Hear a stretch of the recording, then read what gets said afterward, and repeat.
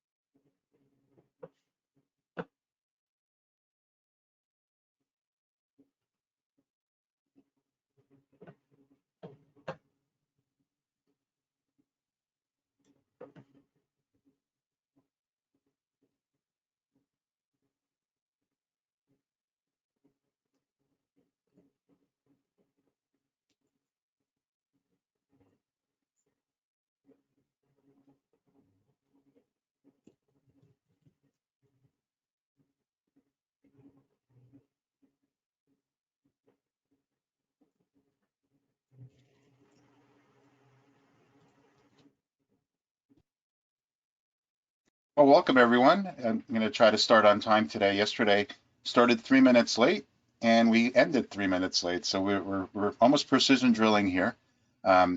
Appreciate your time and your interest. And what we're going to do today is really focus on the fundraising part for your startup. For those of you that aren't fundraising, I definitely urge you to also pay attention to this because at some point you will be fundraising. We have an amazing lineup of speakers for today as well as presenters.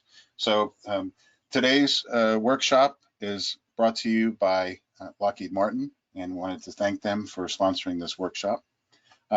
As with yesterday, just wanted to go through a quick overview of the webinar, kind of ideas, suggestions. What we're doing is we're emulating a conference room. So unfortunately, due to the COVID-19 pandemic, we're not able to meet. And in the past, we've met. There's obviously benefits of sitting around a table or sitting and having a coffee together in the breakout or in the lunch sessions or in the breaks. But we're going to try to emulate that today. The bonus is we have people joining from all over the world, some in nighttime, early morning, some late afternoon, for me, relatively mid-morning.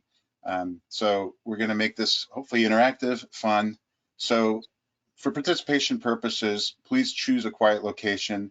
And if you feel comfortable, turn on your camera. One of the things I'm finding as I'm doing more and more of these webinars throughout the past year is it's hard to get that feedback that you would expect from talking and speaking in front of an audience where you could at least see if they're paying attention or nodding their heads or whatnot. I know, although when we have a lot of people on the screen, you show up tiny, but please do turn on your cameras if you're comfortable. Please do put your mute on, because otherwise, as we found in the recordings, when you do make a sound and you have your video on, it somehow either competes with the speaker or puts you side by side. So you get your couple minutes of fame, which is pretty fun anyway. There is a mode on GoToMeeting that has view who's talking. If you want to not look at everyone, but just look at the main speaker that's speaking, you can toggle it. It's at the top middle section, at least on my screen. And for asking a question, please either unmute and find a proper time to ask, or jump around, or just use the chat. We're trying to keep an eye out on all the chat questions, and if a speaker is speaking and I have an opportunity to see a question that wasn't answered, I'll make sure to address that question. Again, this is your time. We want to make sure that we can address it properly. And then we're recording this webinar, and as you have seen, we're sending it out pretty promptly in the afternoon, and we're going to be sending out the complete slide deck by Friday afternoon. So I have one update here. As I mentioned, the platform we're using is called Startup Includer. It's an awesome startup out of Estonia that I happened upon a couple of years ago. Super responsive team. So there are some questions as to how this whole judging and video submission works. And when you go into your company profile, it's now been updated as of this morning. And if you have any problems, either email me, text me. You'll see some new entries in the media section. So when you do edit your profile, you'll see 3 spots for videos. So it'd be great if you use the original spot, the video link spot, for any supporting video that you might have for your company. I know some of the startups that are participating might have a video that they've already recorded for whether demonstration, pitch purposes. So that's kind of a placeholder for whatever video content or media that you have. And then there's 2 additional new spots that were added today. One is for the preliminary 1-minute video, and that's going to be used for the judging. The preliminary 1-minute video is going to be used for the mentoring. And that's something that you can dynamically change up until your mentoring session, and we'll talk more about when that's going to be based on the schedule. And then there's a final 1-minute video for judging. So the reason that we have that is what the judges are going to look at first when they look at your application or your content on the platform for judging purposes. There's going to be a time frame when all this information is going to be locked from editing, and that's on February 12th, and we'll go over the schedule. So there's a question here. Should our 1-minute video include slides or not? Again, it's up to you. We typically, if this was done in person live, I think the hassles of putting up slides and context switching is too much. If you're comfortable with it, just speak into a camera. We're not going to be judging you based on the production quality of the video, more of the content, more of the human aspect of what you're talking about, and more about what you're saying, why you're saying, what you're doing, and we'll talk more about the judging. So you can use slides if you feel more comfortable, but it'd be ideal if you do slides, if there's a way to at least superimpose your face. Again, I know we're calling this a competition, but realistically, we want to understand the person or the team behind the businesses too. So give the judges the ability to understand what you're doing and give you the ability to show yourself as well. Hopefully that answered your question, Marcus. Great. So exciting. I decided to add one more metric here. So we have amazing amount of countries represented here, 21. And again, please, I apologize for the different sizes of flags. I tried to be creative in PowerPoint, and this is the way I could actually fit everything on one screen. So there's no intention about making one flag smaller or bigger. Everyone's equal here. We have 108 entrepreneurs participating from 66 companies. And we have 58 volunteer judges, mentors, and presenters participating from 46 companies. So that's a lot of companies, right? So it's 112 companies are participating in this year's workshop.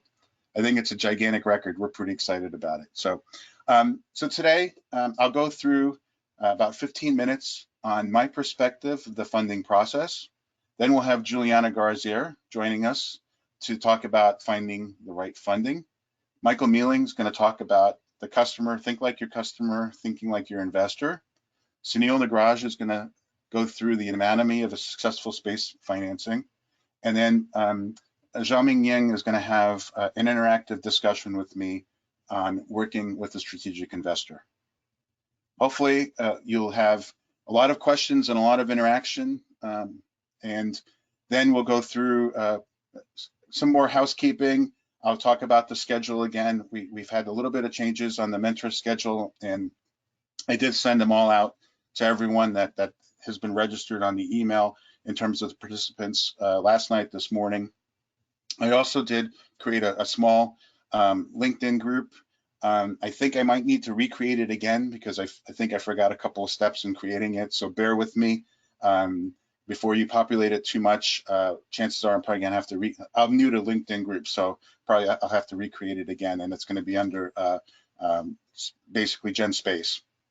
So again, with any questions, and I'm looking, let's see, there's another question.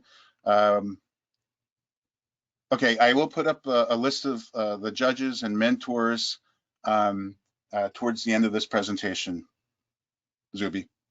Great. So to go through quickly, so my perspective I'm sharing with you here is I'm wearing my Angelus funding hat. Basically, on the next slide, we talk about what are the needs? Why does a company need to raise money, right? What's the need? No, go back one, Jackson. Great, thanks. So based on idea, you really need to, as an entrepreneur, make sure that you have the ability to operate a business. So capital is required to operate a business in terms of putting together operations for product development, to support your operations, to do marketing. Eventually, cash flow is going to be generated from the revenue that you're running your company from. And I think, Jackson, I think we're having a problem with the slides, right? Or yeah, it's automatically changing. I'm not changing it. Oh, it is? Okay. Oh boy. We might need to just, do you want to try to reset the PowerPoint, or is there something, are you fighting against the changing? Yeah, I'll, one sec, I'll change it. Okay. So essentially, the gist of why do you need funding? Well, it's to run your company. And then the idea here is, because it's a business, at some point you're going to be able to generate enough revenue to sustain your business and hopefully even grow it more.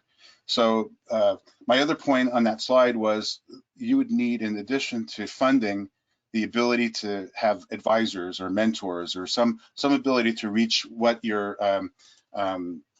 get the proper advice from running your company from people that are experienced. And again, the benefits of working with mentors is not just the fact that they might have more experience, but it's the sounding board. So eventually, depending on your corporate structure, you'll probably put together a board of directors as well. And the function for that board of directors is to give you the ability to get some governance or get some reporting structure so that the CEO or the founding team is accountable. On this slide, we talk about the different ways of getting funding. So you can get equity-based funding, you can generate revenue, or you can go into debt. So I'll go through quickly, and again, I won't steal too much thunder, hopefully, from the rest of the presenters. You have the ability to raise money from friends and families, angels, venture capital, and growth equity companies by offering stock or share of your company. In terms of revenue, you can actually pre-sell your product through crowdfunding. You also have the ability to, from sales, to generate cash flow, to get grants from different agencies. And we talked about a little bit on the SBIR process on Monday. We heard about that from AFWorks. Or you can get non-recoverable engineering money, basically the ability to pull together a contract for what you're doing from a specific targeted customer. From the debt perspective, you can get the ability to pull together what's called convertible notes, or convertible debt, so that you actually take loans from your investors, and then you have either an opportunity to repay them or convert them to equity. And then you can also go to a standard bank and get a line of credit if you wanted to. A lot of startups do that. A lot of founders go and get lines of credits, whether it's on the business or on their personal guarantee of houses or anything like that. And then there's other ways to get loans. So the big picture here when it comes to stages of your company really matches and maps to the stage of development of your product or the maturity of your company. So if we go left to right, we can see, friends and family typically go on the orders of a couple thousand to maybe $100,000. Angels typically get involved from the hundreds of thousands of dollars up to maybe a couple million. Venture capital folks get involved in the multiple millions, maybe up to 20 million or so. And then when it gets to private equity or growth companies, that's when we're getting into the bigger numbers.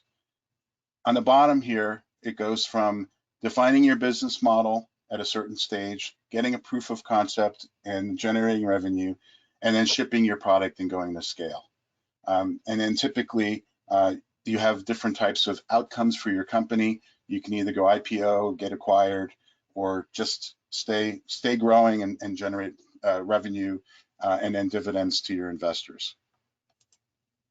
So when you work with friends and family, basically those are people that you've shown your business idea to, but they're typically not professional investors. Be really, really careful here, because typically when they say friends and family, it means that they're your friends and family, people that you've shown your idea to. So be prepared that your relationship might go bad if things go wrong in the company. So word of advice here is, if you have an opportunity, just maybe grab a loan from them with some type of a guarantee to pay them back versus making them a shareholder. Again, it might make the business interaction better. And then arrange the payment of that loan to tie in to when sales are successful for your company. And again, I apologize for the slides here, but they seem to have a mind of their own. So working with angels, there's three quick types of money buckets that angels can provide for you. One is called smart money, where the ability to get money from an angel, and typically angels, for some definition here, they're depending on what country you're from, there's different levels of what's called accreditation. So angels are typically wealthy individuals that are taking their own money and investing in what you want to do. Angels can either work individually, or they can work in groups together called syndicates, and those groups can pool together their money. So there's three types of buckets of money, as I mentioned.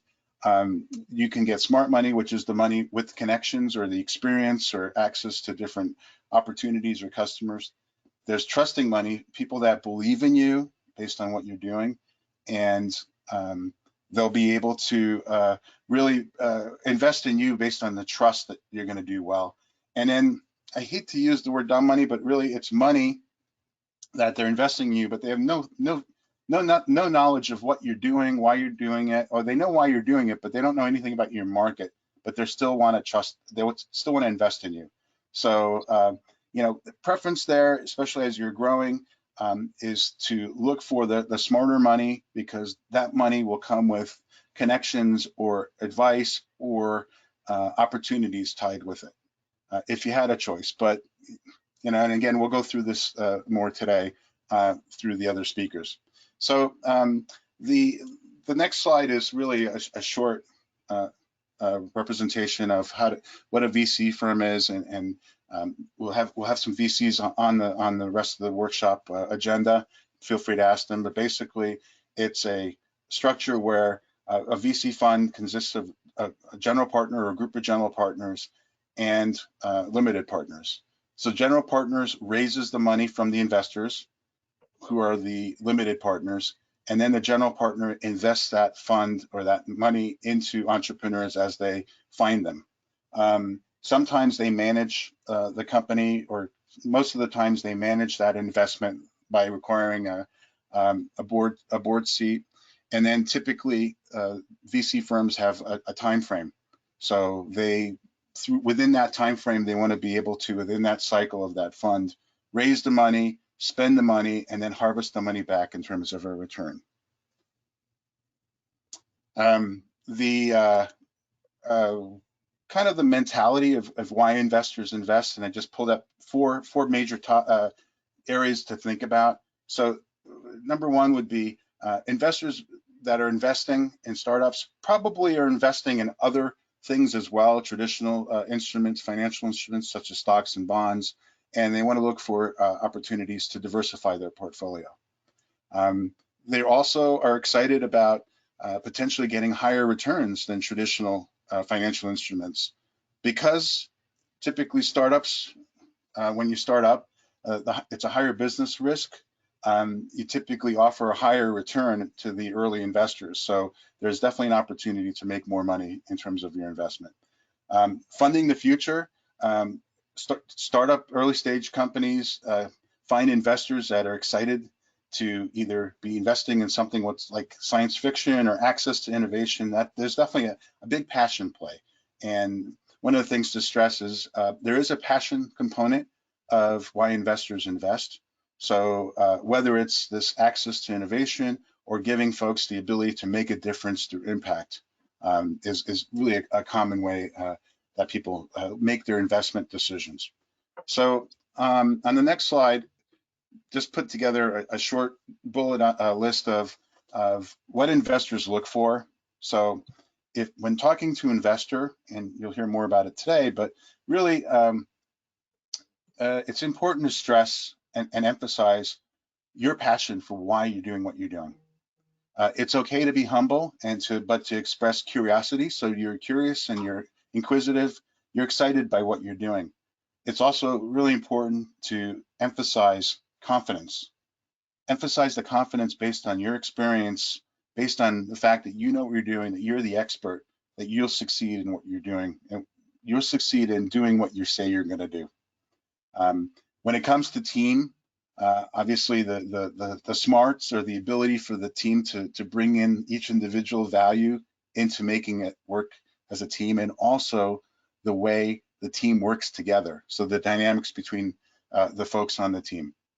I put in here simplicity mindset, meaning it's okay to look at things and explain complicated things in a simple way for people to understand. So if in talking to a rocket scientist, I'm absolutely impressed by the rocket scientist, but I want to be able to understand what that person is doing in a simple perspective.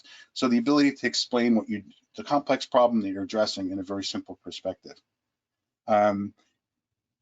Fearlessness in terms of acting, the ability for the entrepreneur to demonstrate that they're going to take action, right? So they're not hesitant. So lack of hesitancy, or just the ability to be acting on whatever decision needs to be made. And then last but not least is that there's a market potential. So as an entrepreneur, your startup should be addressing a market, and ideally that market should be growing through time. So that's the last of my slide, and I'm hopefully right on time, but I just want to see if there's any questions before I introduce Juliana. Let's see, does anyone have any questions for me quickly? Well, hey, Juliana, did you want to, you're going to present slides off your computer? Yes, if that's possible, I need to be made a presenter, I think. Okay, great. And while we're getting Juliana set up, let's see here, I'm just looking through the scrolling.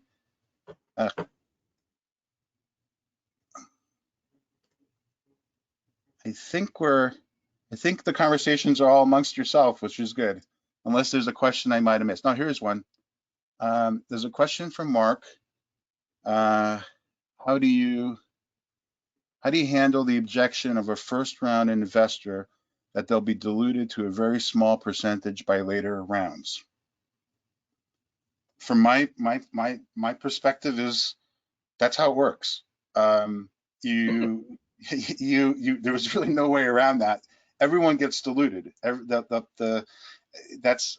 It's tough because if you work with an investor, again, from my perspective, that's coming in on the first round and wants anti-dilution clauses, you're basically you're in a lot of trouble because you're going to have to give that clause to every follow-on investor, and pretty soon nothing will be available in the pot. And again, ask the other presenters about that, but it's a dangerous position to be in, not to dilute everyone fairly as the world goes around. So the idea there is, I talk to a lot of early stage founders that feel like they have to have like 80-90% or control of the company and never want to give that up.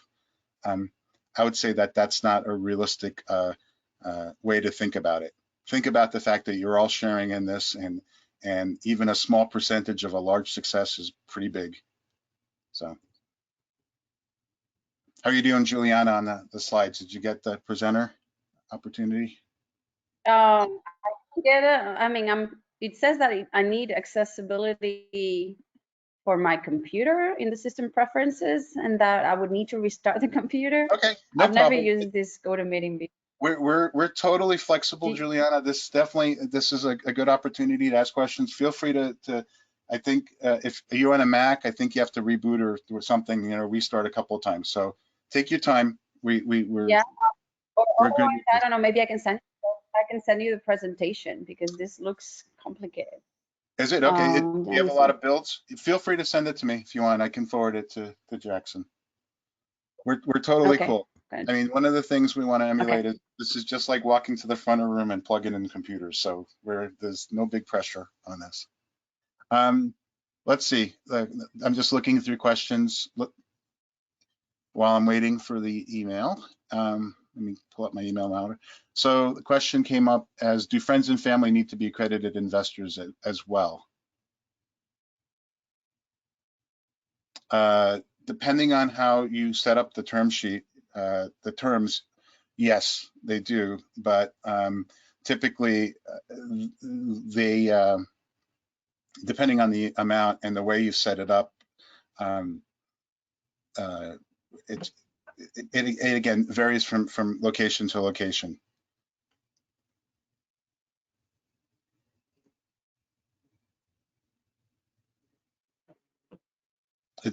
Yep, and then Mike's answering it. So it depends on especially in the U.S., right? So it's the amount of small investment.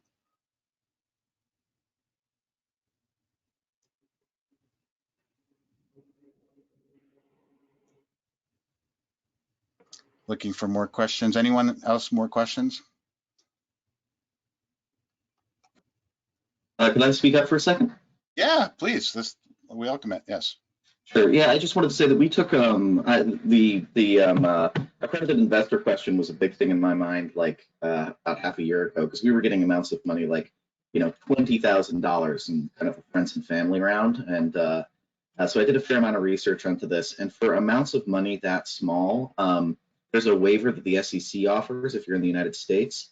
Each state has individual rules about this, but they usually don't kick in until you're around the $100,000 range. You can get an SEC waiver for non-accredited investors where they basically say it's below this amount, we don't care. That amount changes by state, and you can look up the SEC waivers. Just Google SEC non-accredited investor waiver, and you should be able to find the information for it.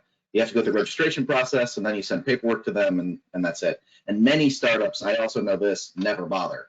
And again, as long as the amount of money is very small, you're unlikely to get in trouble. But it might be something that you have to do retroactively when you go for a price round. Is that rule 504 or 506 that I see here? Yeah, I think that's it. Okay. Good, thanks. Did you send the presentation, Juliana, or are you still trying to? Yes, I did. It's very funny because it says that GoToMeeting can control my computer, but then somehow when I click on screen, it doesn't let me share. Okay. I'm still waiting for it. Jackson, is there anything that you need to do, or you just gave her the presenter, right? Oh, I got your PowerPoint. Okay, great. Okay, it's coming up in a sec. Yeah, I have a few overlapping slides with yours, so this is perfect that I Sure. was able to attend your presentation so that I can move. No problem. Swiftly. It's all from different perspectives, so absolutely. I mean, I try to give folks just the appetizer. Again, I apologize. I didn't mean to steal anyone's thunder today. That's I think it's perfect. Great. Actually. Well, real quick, Juliana, while we're getting the slide set up, do you want to quickly introduce yourself? Sure. I'm Juliana Garaizer. I am a board member of the Angel Capital Association, which is the umbrella association for all angel groups in North America, so including Canada and Mexico.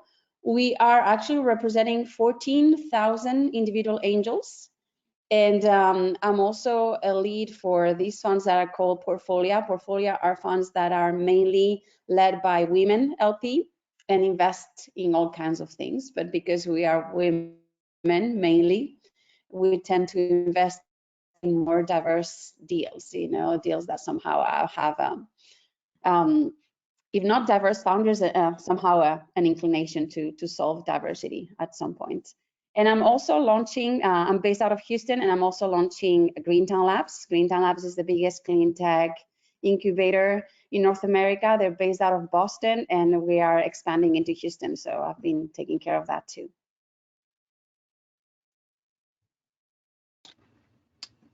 Great, thanks. Jackson, I just sent you her slides. Oh, perfect, we're on. There you go. Okay, so let's get started. I wanted to talk not only about the typical funding, and you can go to the next slide, and you're going to see that I'm starting with a little bit a very similar slide to what Stefan had about the company financing life cycle and what kind of finance is available there. Of course, one of the things that I wanted to make sure you understand is that this is what we call the traditional funding, but lately we also have quite some other sources of funding that have appeared.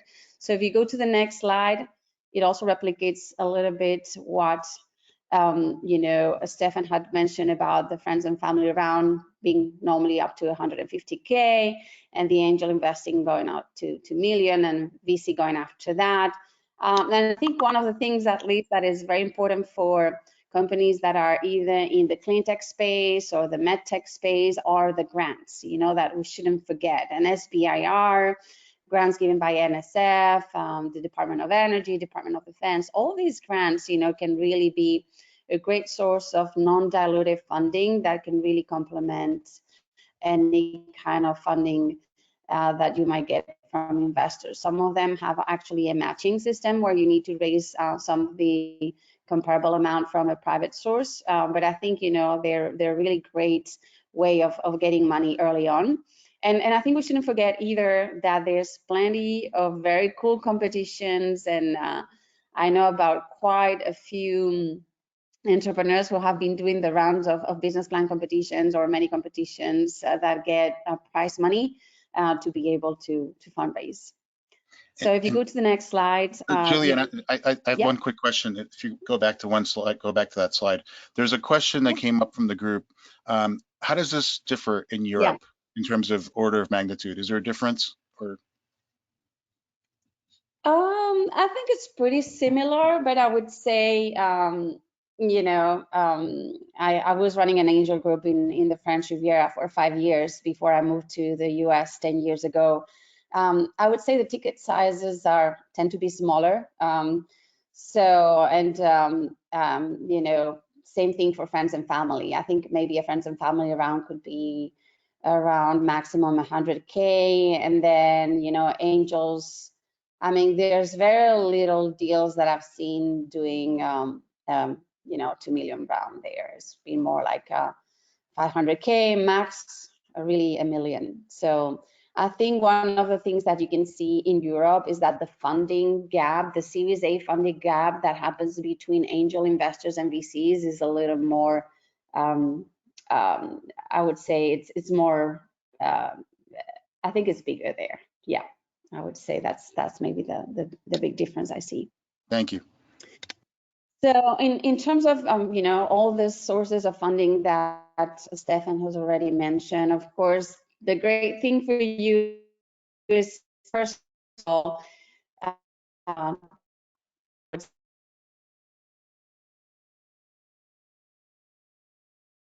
be my, you know, if you can actually get money, try not to raise money. That would, you know, money from your customers, or I would say the cheapest way to fund your company. But if you don't have that luxury, because, you know, there's products that you need to create before making that happen. Of course, banks are the other cheaper source of funding, together with the loans programs that sometimes SBA and many others have. But of course, they come with a lot of strings attached. So sometimes they are inaccessible to early stage entrepreneurs because they require collateral or guarantees, sometimes personal guarantees. So it might be that they are inaccessible. Friends and family, as mentioned, you know, sometimes the friends and family rounds can be from accredited, sometimes from non-accredited. And then, you know, angel investing, I think, you know, here it says that one of the cons is that they are difficult to access. I really think that in some cases, yeah, because, you know, it really depends on the region and how many angels you have there. But I think things are changing drastically, and I think the angel asset class is really evolving. And we can talk a little bit more about that with the SEC definition that I'm going to tell you about. Of course, VCs come later, and, you know, there's a very little percentage of companies that actually get VC funding. And if you think also about diverse entrepreneurs, women only get 2% of the VC funding. And if you're talking about Black or Latino in the US, it's even more dire. So, you know, you need to know your statistics to know and try to figure out what your probabilities of getting money from VCs are. And of course, then we're talking about private equity. That's another ball game altogether. So if you go to the next slide, I wanted to also touch base on this recent evolution of funding that you've seen a little bit all over the world, but also, you know, I think it has been triggered by this new law that passed called the Jobs Act, Jumpstart or our Business Startups Act in 2012. That really paved for the democratization of capital. I mean, we had already seen that, you know, democratization of resources in general became a global trend with Airbnb, or that also actually pervaded to the financial side of things. So that Jobs Act made possible to companies to access capital that would have been otherwise unavailable. And that created, if you can go to the next slide, what is this? Yeah, can you go to the next slide, please? There you go. That really, oops, sorry, the crowdfunding one. Yeah, the practice of crowdfunding. And basically, there's very different sides to crowdfunding, because basically the concept is you can fund a project or a large company by raising small amounts of capital from a large number of people. Sometimes the capital could be through equity, so you can get you know, small investors to get some parts of your company, and you can go through crowdfunding platforms that are like AngelList that create syndicates. But sometimes it could be just donations, like, you know, GoFundMe campaigns, or rewards like Kickstarter or Indiegogo. And some of the companies also have debt, and I know NextSeed is one of them that not only has equity but also has debt. So this trend, I think, is becoming increasingly important for people who, you know, might not have like access to angels around them, or might not have like a VC ready company, but they have a product that, you know, is kind of, you know, something that can appeal to the consumer. So if you have a consumer product, or you have a very cool technology that is like highly visual and that there's a real need for it, many companies are very successful at raising Kickstarters, you know. One of the companies we invested in with the Houston Angel Network raised 2 million in Kickstarter because they were a gaming company and they were putting together this omni-thread meal where, you know, gamers could use their, you know, 3D glasses and start running, you know, all over the video game. So instead of being a couch potato, you could actually do some exercise while playing video games. And now the Army is also using that for training. So this is the kind of product that is very, very appealing to a certain sector. You know, gamers would be willing to pay for anything, even for the promise to get that product. And of course, the same thing happened with Oculus, and actually became pretty controversial when, you know, they raised 2.5 million from 7,500 supporters, and then of course they sold to Facebook for 2 billion 2 years later. And many of the supporters thought like, wow, you know, this is crazy. They didn't have to dilute, and we can. So some people thought it was unfair. You know, the rules for crowdfunding are pretty clear. And when you talk about a reward, you know, you are basically putting money for a promise to have the product. And many companies test this way their product market fit without having to dilute their companies. And I think it's something that you should be considering. Many of these crowdfunding, whether it is for donation, reward, equity, or debt, require you to do the marketing and really promote, you know, the campaign. So it's not magic. It's not like, oh, you know, I've posted on Kickstarter or Seed Invest and suddenly I'm going to get all this money. You really need to take care of the promotion, and sometimes actually hire some companies to help you with that. That can cost some money. Okay, let's go to the next slide. I want to talk also about the fact that, you know, VC and MBAs are complementary, so we tend to work quite a lot together, but there's still, you know, some gap, you know, in Series A where sometimes it doesn't overlap that much. If you go to the next slide. In the United States, as I mentioned before, angels have become quite the asset class, and at some point, you know, they were almost overlapping venture capital. And if you see the statistics that you have here for 2015, actually, if you take out in VC the 12 expansion stage companies, they all accounted for 10 billion. So we are really the major source of funding for early stage, as you can see there. You know, 17,000, almost 18,000 seed deals compared to 196 seed deals for VCs. And we've done many, many more deals, 71,000 deals compared to 4,300 for the VCs. So we are the largest source of capital available for the early stage companies. And if you go to the next slide, you can also see that our investment criteria differ from the VCs. And one of the biggest reasons is because we are individual investors. So our decisions are a little bit more judgment-based. The VCs invest money from someone else. That means that they have a fiduciary duty, and normally the decision criteria are much more objective. In our case, you know, one of the things that really is our first, you know, criteria in terms of investment is the enthusiasm of the entrepreneur, and that kind of chemistry we get with him. So there's a sort of identification because many of the angels have been entrepreneurs themselves, and they really need to connect with the entrepreneur. In many cases, as Stefan mentioned, you know, you not only need the money, you don't need only dumb money, you need smart money. And the smartest money you can get is actually from an entrepreneur in your area that has done it before and can teach you how to do these things, how to get to the exit. And you know, one of the things that I think also can happen is that if you develop that relationship and that chemistry, maybe some of the other criteria that might be much more important for VCs, you know, can be relegated, and you might be luckier getting funding from them than from VCs. If you go to the next slide. One of the things that also very important to note is that in general, business angels have lower investment returns, you know, and I think that's kind of critical too. We are more patient money, and we have lower investment expectations for the returns. If you go to the next slide. And one of the definitions, and of course, as Stefan mentioned, they really change according to the countries.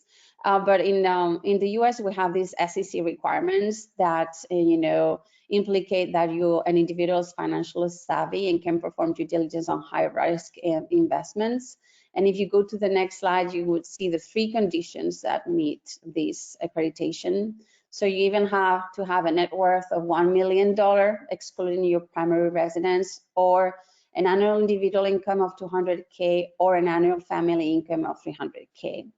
The ACC regulation have started to change, and some of these requirements can be bypassed actually if you show that you have been trained by a certified organization. And of course, SEC is still trying to define what a certified organization means, but pretty soon, once we know that, anybody can go and get trained on early stage investing and actually become an accredited investor, which I think is going to enlarge the pool of early stage investors quite a lot, and we are very happy about that. So we'll let you know more as we know more. If you go to the next slide. Yeah, so as I mentioned before, angels provide 90% of outside capital for seed and early stage companies, but more than anything, they really open their networks to provide with potential customers, strategic contacts, help recruit and mentor senior executives, and they also validate business plan. Many of the angels not only invest in a lot of companies, but mentor even more. So that's something has to do with also their civic duty and the way they approach this angel investing. You can go to the next slide. And for the angels, it's not only about financial reward. I mean, that's what I mentioned before, but there's also a lot of personal satisfaction, civic duty, and many of them have a lot of fun, and they say this is much better than golfing or just doing all kinds of traveling at retirement, and they're really happy to be able not only to network with like-minded individuals, but also being up to date on the latest innovations you can get, the coolest deals. So next slide. Most of our angels are either, as I mentioned, founder of startups or executive at for-profit companies. If you can go to the next slide, you will see that most of the sources, most of the BAs sources of experience come from a small firm activity, and that's not the case for VCs. So the smart money is really there, and they have a lot of experience in running small firms. And if you go to the next slide, you'll also see that most of the sources of wealth for angels are from their own businesses. So and what this means, if you go to the next slide, is that background really makes a difference in terms of outcomes, not only in terms of how much they invest. If the angel has been an entrepreneur, they tend to invest more. They tend to have more companies in their portfolio. They tend to have more advisory board seats, management seats, informal mentoring, leading more rounds. And of course, if you go to the next slide, that means that the probability of success, and that's how the angels are connected. And if you go next, you're going to see that this experience also, of course, helps with return. So there's a higher probability of positive exits if you have an entrepreneurial background. Next. So these are the key stats for American angels. And in the US, you have around 300,000 angels and 25 billion invested in general. And the individual check size go from 10 to 50. In general, the deal size has an average of around 345. A group normally invests around 150, and the average valuation is around 2.7. So if you go to the next slide, you will see that in terms of gender, you have 22.1% there in terms of females, and that's a much higher percentage than what you see for women in VCs. So we really think, and that's one of the reasons why we created Portfolio, because, you know, in terms of bridging the gender gap in investing, we really believe that angel investing is the low-hanging fruit, and more women decide to do angel investing because they want to see in the market products that they want to really see, you know. So a lot of VCs don't know how to invest in femtech and don't know how to invest in active aging and many things that women need and actually are not in the market because, you know, they haven't been funded by VC. So there's a lot of room for opportunity. And if you go to the next slide, you will see that actually new angels, women are the ones that are helping the angel asset class and the community grow. Next. One of the things that really differentiates angels from VC is that we are much more spread around the US. And, you know, while VCs are mainly concentrated in the East Coast and in the West Coast, you can see that angels are pretty much all over the US. And if you go to the next slide, you can see that they also invest throughout the US. So I think that the markets are much more evenly distributed than the VC markets. If you go next. So there's plenty of ways to invest for angel groups. Of course, the bigger one is the informal individual. There's a lot of people who do through online platforms like AngelList or sometimes through acceleration programs. And then, of course, we have the angel groups. And if you go to the next slide, you will see that angel groups are the way that normally angels prefer to be introduced to angel investing. Next. And in general, they prefer to get through that because angel investors, when they outperform. Angel investors, when they are in groups, what is investors in angels and also in VCs. In general, VCs get around a 7%, sometimes a 4% to 7%, depending on how good they are.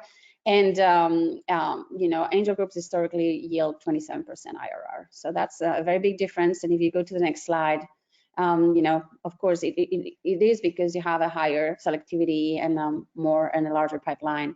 And these are the kind of innovation sectors the angels tend to like to invest in. One of the things you go and realize, and if you go to the next slide, you can see, is that the way angels invest, the sectors are more spread also than the venture capitalists. You know, in general, the VCs tend to stick to high tech. And if you can see business angels, yes, they invest a lot in high tech, but they're also okay with services or manufacturing or retail or miscellaneous. So basically any of the sectors they are knowledgeable in. So if you have a company that might not be the typical high tech company, you might think about angel investing. If you go next.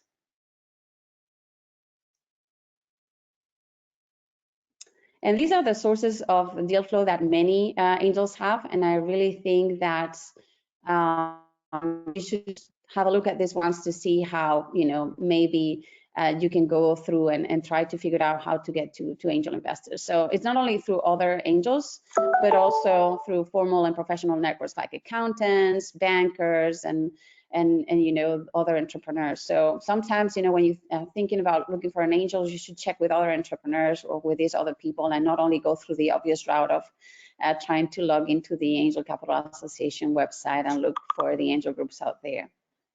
So if you go next. These are the kind of deal flow we're getting. And if you go to the next slide, you will see that for the Angel Capital Association, because we are such a big group, we have quite a lot of syndication calls. You can go to the next slide and see that, you know, we tend to invest quite a lot. We fund about 3,500 companies a year and follow-on companies. We have around 91,000 companies in our portfolios. And if you go to the next slide, we do quite a lot of syndication on a monthly basis. We have a lot of syndication calls, and in some cases, we just can bypass VCs.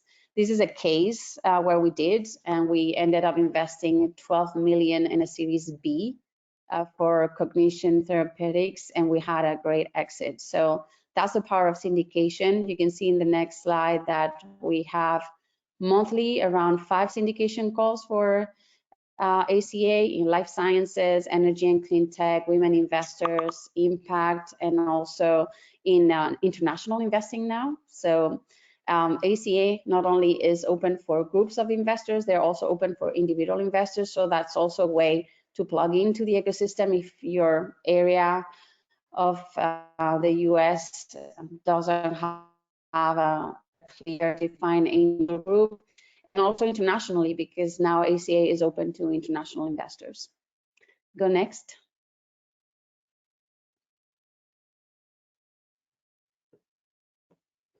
So this is the typical process, and I think, you know, Stefan already told you about this. And if you go to the next slide. I think location was a pretty important thing for angel investors before. You know, in general, angel investors would say that, you know, the location is within 50 miles for investing. But now with COVID and everything becoming virtual, we've seen more, you know, virtual angels. Actually, there's virtual angels networks that have been created, and they decide to even invest internationally. And that's one of the reasons why we created our international syndication call at the Angel Capital Association. Next. So I just want to finish this saying that men and women actually invest differently, and I thought that was something that might be useful for choosing the right investor for you. So for men are pretty indifferent to the gender of the founder, but for women, as you can see, it's pretty important. You know, 51% of women think that the gender of the founder you know, is important. So you should be aware of these criteria. And if you go to the next slide, you will also see that in spite of that, the social impact is pretty important for women, more important than for men. And if you go to the next slide, you will see that we also tend to invest a little less. But if you go to the next slide, you will see that we both agree on the team's importance. So all these differences, I think, you know, could be used in your favor when you're looking for investors. If you go to the next slide. I think one of the things you should be aware of is that the biggest challenges for angel investing is actually not money. It's not a lack of money, it's a lack of time. Time to run due diligence, read term sheets, seek out for industry advice. And, you know, so I would say that one of the big things that you need to do is make sure you really are investment ready and that you help them help you, you know. So if you have already, and if you go to the next slide, there are some sources there for, you know, making sure that you already have a term sheet in place, that you have some of your deal room in place with due diligence, that you have gone through the documents. The more investment ready you are, the better. A lot of investor groups tend to syndicate a lot because they don't have time to do due diligence, so they also piggyback on other groups' due diligences. So I would recommend that you start your work and you start to meet your potential angels before you are actually ready to pitch and to do diligence, so that you can informally get this work done on the background, so that when you get the opportunity to pitch to them, everything is ready and there's not a lot of time between presentation and due diligence. If you wait for the due diligence stage to start doing your negotiation, putting together a term sheet, putting together the deal room, you might waste a lot of time, and some other companies that are readier than yours might actually bypass you.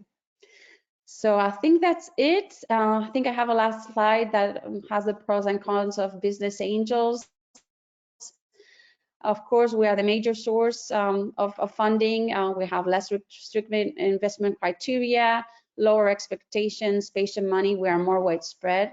But of course, you know, we can also become business devils sometimes if we get involved too much. So do your due diligence in terms of who you get married with in this investment opportunity. And the way to do the due diligence would be check with the portfolio companies of these angels and tell them, ask them how they work with you.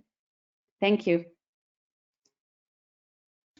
We welcome any questions anyone has. Please feel free to just unmute or pop them in the chat for Juliana. Thank you, Juliana, for really comprehensive. I could see that all your experience and all the fun that you've had, it just comes out very clearly. Thank you. I have a question. One of those slides had a bunch of numbers on it. when you were comparing between VCs and angel investors like 1, 2, 3, 4, 5, 6. What do those numbers mean? Is one the best and Do you mean the most I important, think or how? was it the complementarity slide? The one where you can see angels and VCs overlapping. So you can see that basically the angels are investing more monies in Series Seed and A, and then a little less in Series Seed and Series Startup, a little less in Series A, a little less in Series B, and the other way around, the VC. Within the investment criteria slide, and it says like the Oh, yeah. enthusiasm. Yeah. It says it. Yeah. I didn't So know what that meant because you had a 24 and that threw Yeah. me off. Yeah, so that's the ranking criteria. We ask VCs and angels to rank in the order of most important to least important, the criteria that they think is more relevant when they and what they use to pick investments. So one is the most. So one is the most important. Yeah, so one for the angels was the enthusiasm of the entrepreneur, and for the VCs, I think it was like third or something like that. Correct. So, and actually the criteria that were highlighted in blue were more like judgment based instead of objective criteria, and those were higher ranked for the angels than the VCs. So I think that's also important to know for the entrepreneurs who are trying to raise money from both. Okay, great, thank you. Hi, Juliana. Thanks so much for your presentation. The question I have is, can you please walk us through like an actual scenario from your experience? Obviously, you've been doing this for a very long time. And the scenario I want to understand is, let's say a startup, right, raises, say, 100K from family and friends, and then the next round comes from angels. Let's say they're able to get $500,000 from angels. And then after a while, now they're going for a Series A from a VC, and they're looking for 2 million. Let's stop there. So now, do the first two participants, is that their exit? And what is the ROI on the exit, or do they still maintain shares in the company going forward? I've never really been clear on that. Hey. Yeah, in general, they tend to stay, and one of the things that is the kind of hold on just a second. Can you hear me? My calendar. Sorry, I think somebody's on needs to mute. Sorry about that. Yeah. So I have a hard stop at 1. In general, Please mute yourself. Okay. Yeah, that's fine. So 12:20. Okay. I think somebody is like not aware that mute. But anyway, I'm going to try to answer that one. Yeah, so that's a great question, actually. And it has to do also with the pro rata rights. I think one of the important things when you are investing as an investor is to know whether, first of all, you might be able to follow on the investment if you really like it.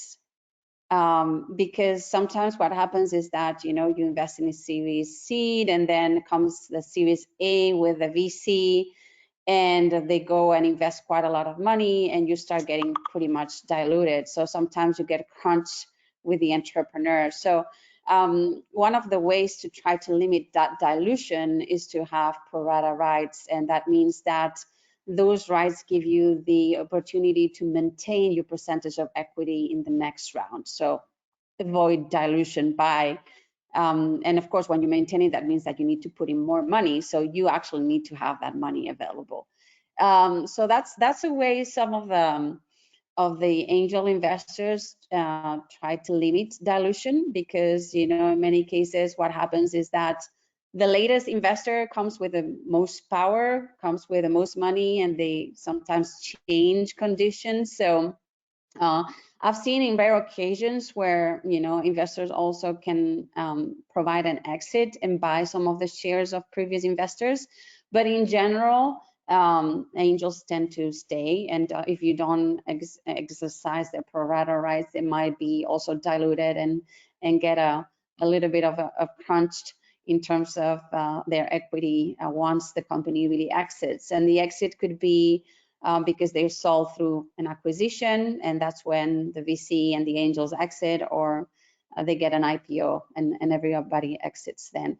Sometimes private equities, that normally comes after VCs, are in general giving more opportunities for earlier round investors to exit than VCs does. So in general, I would say that at a VC round, the angels don't exit, and sometimes at a private equity round, because the private equity has more cash available, they might be able to buy out early investors. I hope that helped. Thank you very much. Thanks, Juliana. We're running into a time crunch. So Juliana, thank you so much for your time. I think there's maybe a couple of questions on the chat. If you can stick around and maybe answer the questions on the chat. Again, thanks. Yeah. I'm going to do a quick lineup switch. Actually, Jackson, if you go to the next slide. If you could just advance one more. Sunil is going to be joining us now. Sunil Nagraj, a good friend, founding partner of Ubiquity Ventures. Sunil, do you have slides that you want to present as well, or do you want to have us give you the presenter capability?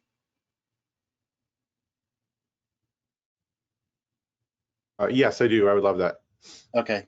Jackson, if you can give Sunil the presenter capability, that'd be great. And restart. I'll be back in 10 seconds, Stefan. Sorry, to take for the screen sharing. Sure. Again, we're trying to make this a family style approach, so it's as if people are walking up to the podium, plugging in, and of course, nothing ever jumps out of a laptop onto a screen. So we're excited and honored to have an amazing lineup of speakers today. Okay, I'm back. Yep. Great.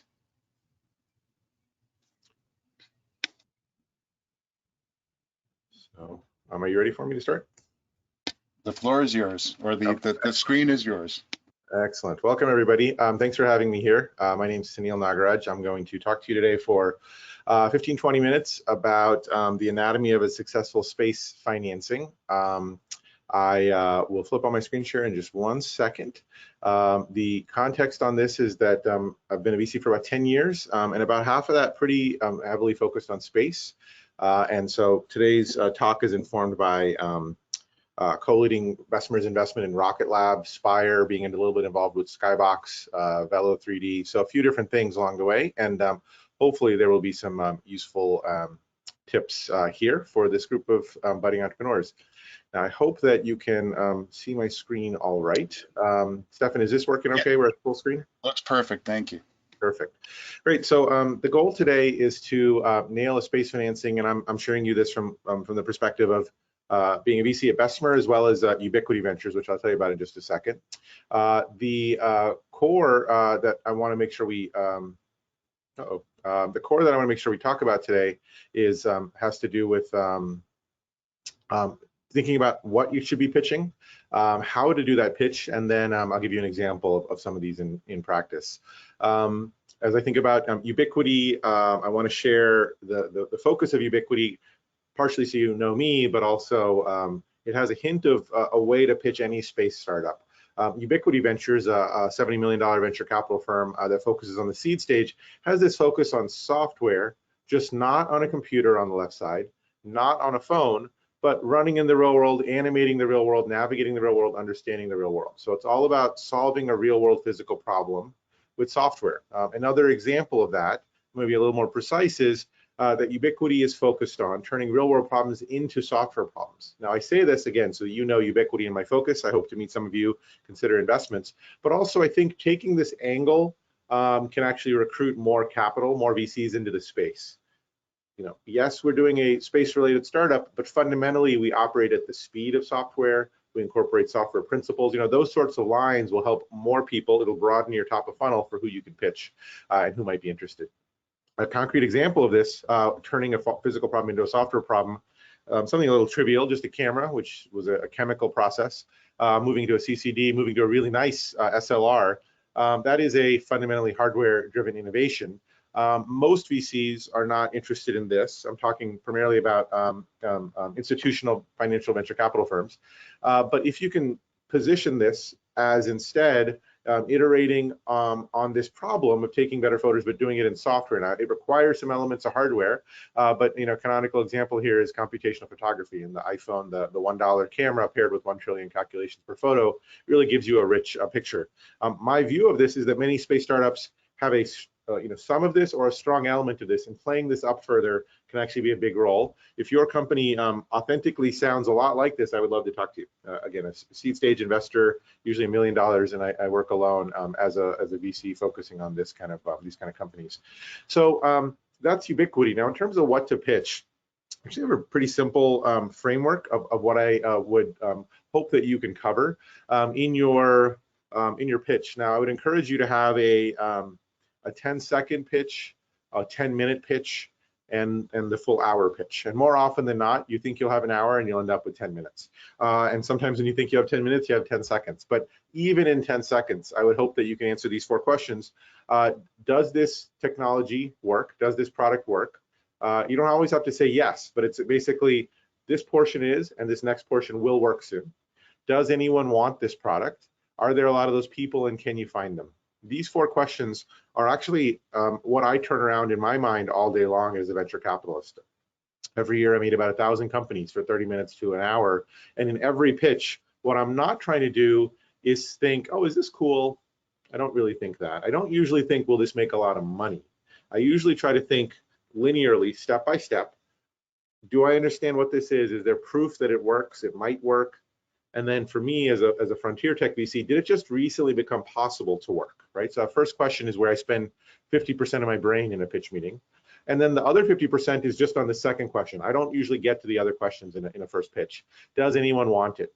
Now, this is a really important piece of the puzzle. It sounds like an obvious, almost mundane question, but having external signals that people really do want this, people that aren't affiliated with you, people that are experts. And what you do here is by including quotes or specific data points that are I think lower level, the more specific the better. So a big Gartner report about space being $2 trillion is not helpful, but bottoms up data points, you can actually replace your audience's own intuition about whether this is a good idea with the truth that it's a good idea. So I would encourage most seed stage pitches to focus on these 2 things: proof that it works and proof that people want it. There are a few different techniques to accomplish this.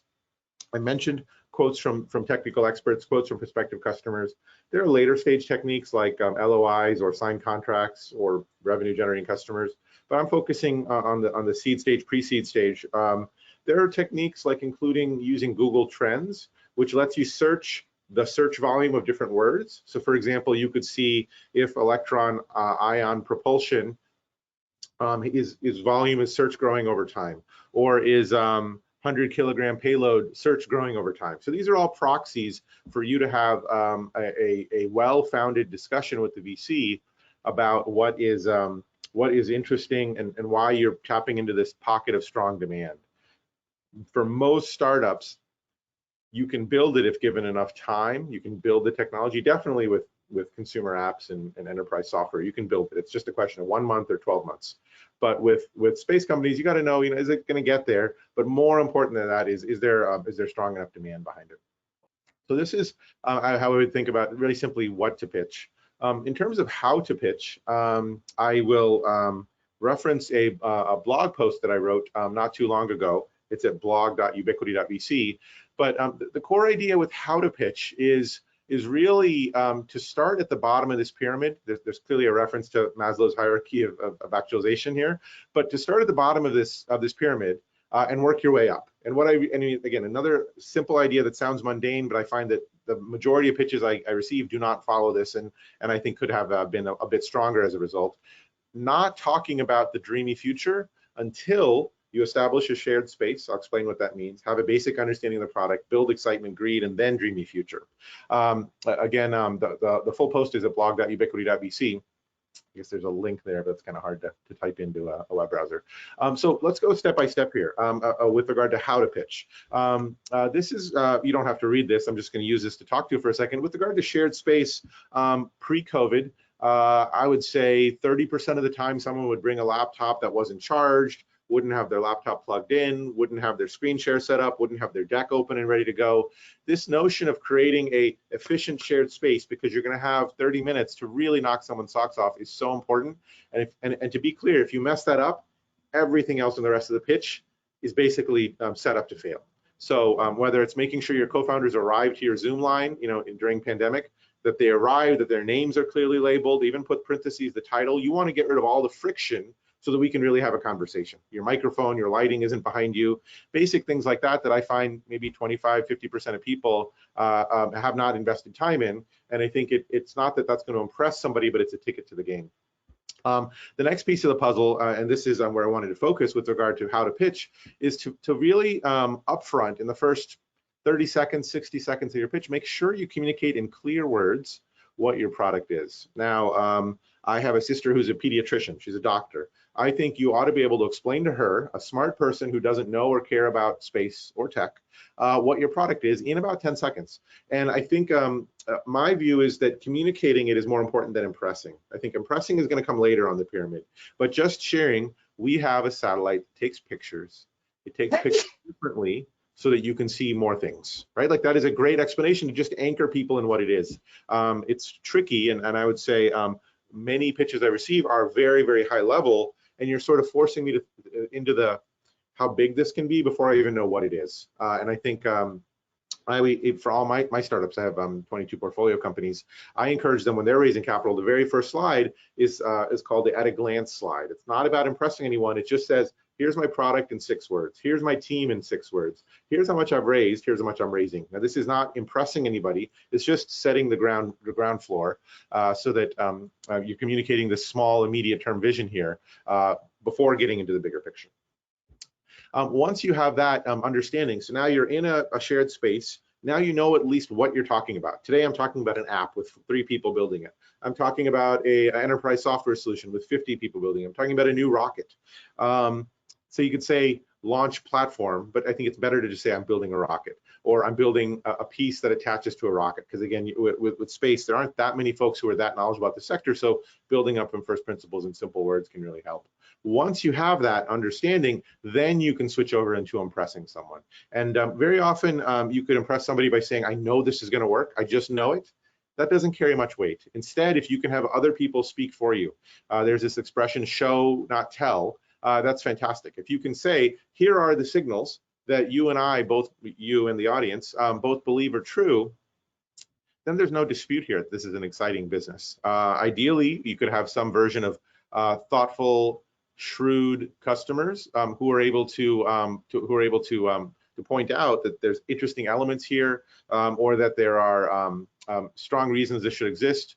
Quotes like, I've been in space for 20 years, I've always wanted something like this, or as soon as these folks are ready, I'm willing to try it.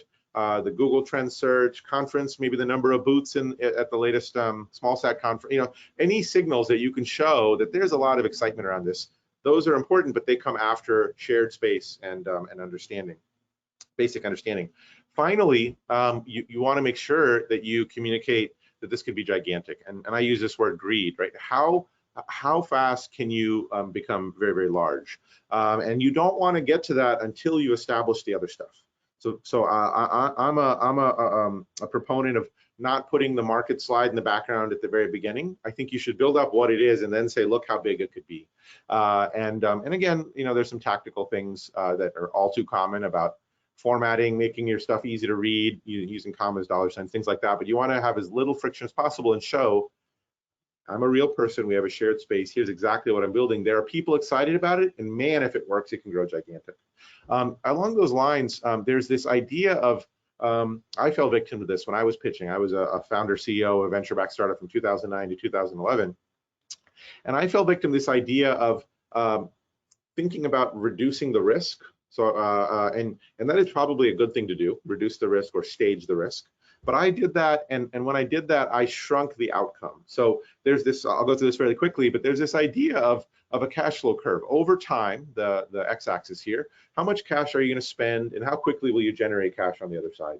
This might be the profile for like a restaurant, for example, a small business where you're going to need to buy a few ovens, sign a lease. Maybe it's $100,000, maybe $500,000, but more likely $100,000. Get a restaurant started, and then you'll slowly grow afterwards. And this is a low risk, low upside probability. Now that is actually what most small businesses are, and that's great. That most likely you will not lose your money, and most likely you will make some money. Now it turns out VCs have no interest in this because we're not paid to do that. We're paid to invest in companies that have a shot, most important here, as a shot of growing from 0 to $5 billion in 5 or 10 years. That is extremely weird. And in order to achieve that, many companies have to do this trough. They have to go super deep into the trough. Now, it's easy to muddle this message and say, VCs want me to spend money. That's not true. It also might be say VCs want me to take crazy risks. That's also not true. We are making a bet on 20 companies in a fund, let's say. That's true for Ubiquity. And many of them will fail. So the ones that succeed need to succeed huge to result in an overall attractive fund. And so at least during my time at Bessemer, we would think about 1 out of the 10 companies in our portfolio generating the vast majority of the returns. And so if 1 out of 10 needs to account for 10x of the 9 other failures, it needs to grow like 100x, right? And that's a pretty weird thing. And so this is where this notion of sort of communicating how this could become gigantic really, really quickly is an important piece of the puzzle. That's a tricky thing with emerging areas like new space. But you know, if you double-edged sword, you go after an established area, there's a lot of competition. You go after an unestablished or emerging area, and it's hard to prove that it exists. So that's the challenge for you to pin down. So those are I have another post that I'll point you to later, but at blog.ubiquity.vc. So with these in mind, I want to talk for my last 2 minutes here about Rocket Lab. So what we've talked about is the Ubiquity idea of explaining things as software jumping off the screen into the real world. That's actually how I think about a lot of satellites. Ubiquity is an investor in Loft Orbital. I've been an investor in Spire and Rocket Lab, and those are all software-powered endeavors that use a little bit of hardware. Now, it's not a little bit, it's a lot bit, who knows, but it is a way to describe it that really emphasizes the agility and the capital light nature of the iteration process. I still believe Rocket Lab spent 100 times less, 1,000 times less than a typical rocket building endeavor from a large defense contractor, and was able to get to space because they were iterating in software. And that'll get to our example here. So this is Rocket Lab's Rutherford engine, which is actually at the core of this whole nugget. But in December 2014, David Cowan and I, David is still at Bessemer, I left Bessemer in 2017. In December 2014, we met Peter Beck, who's here on the right side. He was coming to Silicon Valley, meeting a few VCs to talk about his new idea for a rocket company. There are 1 or 2 nuggets to take away from his pitch that resonated with us, and perhaps you can emphasize here. Now, many people would say that he's building a rocket, but I don't think Peter positioned it that way. First and foremost, he talked about the opportunity of these little red things here, right? So these little red things here, hopefully you can see my cursor right there. Those are electric motors. He had built, I forget the horsepower, but they had 10 times more horsepower than I thought. These brushless electric motors were replacing the mechanical turbo pump. So his pitch really hinged around the idea that everyone else has the most complicated part of a rocket made out of complicated metal parts. A mechanical turbo pump with the thermal gradient of cryo and explosions and this and that. He has not only a simpler electric turbo pump, 2 of them, but also he can iterate his rocket in software. So he can change the speed of the thrust ramp up, the speed of the motors turning, iterate them, try them on his test launch pad, on his test site very quickly, because he can try a test, refill the tanks, and then right afterwards change a line of code in C++ and run these electric motors again. So that was a critical piece of the puzzle. It made us feel like this was could be a more capital light endeavor, especially the iteration speed. Peter had also talked about his, I think, 7 or 8 years doing suborbital rockets prior to this. And then finally, we were prepared investors at Bessemer. David had led the investment in Skybox Imaging previously, so he was intimately familiar with the pain around getting small payloads to orbit and not getting bumped when you book rideshare, et cetera. So when Pete came in and said, I have this software-driven approach, I have 10 years of experience in the industry with my own company. It was a small business before it became a venture-backed startup. And we could see ourselves from our own past history that this is a true pain point, and a dedicated small sat launcher would be useful. We pulled the trigger and invested, I think it was a $20 million $20 million round in December 14. And as you know, Pete made it to orbit in May of 17 successfully. So that is my talk, and I do hope that the blog will be useful. If you found those core ideas, I go into a lot more detail at blog.ubiquity.vc. My email address is on here, and I do hope you'll stay in touch and reach out, especially if you have an idea that might fit in Ubiquity's wheelhouse, a seed stage idea where you're pushing software beyond the screen of a computer. Hey, Sunil, I know you have to jump off, but do you have time for one question? I know you had a Of course. hard stop. Yep, of course. Anyone have a question for Sunil? Yeah, Sunil, my thought is that you're using the software emphasis of the companies as sort of a, I mean, particularly investing in Rocket Lab, it doesn't seem like the software focus is actually at the core of it. It seems like it is a heuristic for trying to identify companies that have a potential to grow and have the potential to be low capital in doing that. Do you think that that's correct? I mean, I have to say that's the feeling that I'm getting from the way that you're talking about the software emphasis. Yeah. Yes, I do think it is correct. I do think, trying not to share too many specific numbers, but I do think Rocket Lab really did get a payload to orbit for between 100 and 1,000 times less than a typical rocket company. And I think the single biggest reason for that is that they were iterating in software. The notion of refining a new engine and doing that one physical iteration at a time drives so much complexity and time lag and cost. And I think the idea that you can literally open up an IDE and terminal, open up Vim and change a variable in C++ in like 2 seconds and try it again. That speed iteration loop is actually genuinely, it's not just the sales pitch for them. Actually did play a major role. I think some companies will have more of that, some will have less. So you are detecting that a little bit of this is packaging. I'm encouraging you to the extent you want to make your companies feel more comfortable to more software heavy VCs. Because we all believe space is where the world's going, but most VCs have not caught up with that yet. So if you can speak in the language of software and emphasize those elements, you can sort of bring people in to get infected with your enthusiasm about the broader project. Cool, thanks, man. Thank you, Sunil. As always, just an awesome, I learned so much just from hearing you speak every time you present. I love it. Thanks. And each of us can, I'm sure, talk for hours on these topics. So thanks for squeezing us in, Sunil. Of course. Thanks, everyone. I'll put my email in the chat but before I go. Thanks. Next, we have Michael Mealing. And Michael's going to talk about thinking like your customer, thinking like your investor. Michael, the floor or the video screen is yours.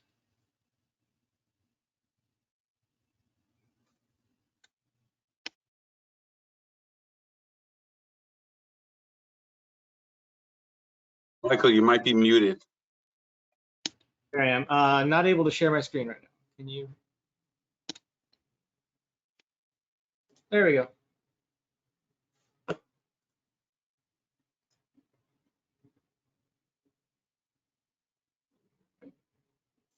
Okay, can you see that okay?